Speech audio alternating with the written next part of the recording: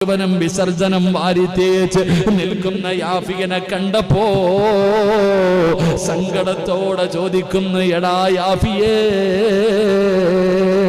എന്തിനാ ഇങ്ങനെ ചെയ്തത്? എന്തിനാ നീ ഇങ്ങനെ ചെയ്തത്? എന്തിനാടാ യാഫിയേ?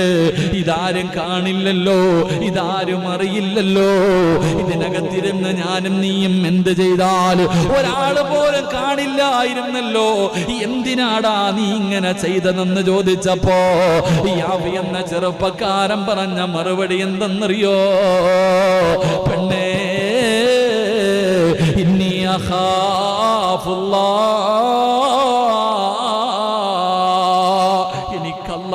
പേടിയാടി, എനിക്ക് അല്ലാഹനെ പേടിയാടി. ആര് കണ്ടില്ലെങ്കിലും അല്ലാഹ് കാണുന്നുണ്ടല്ലോ.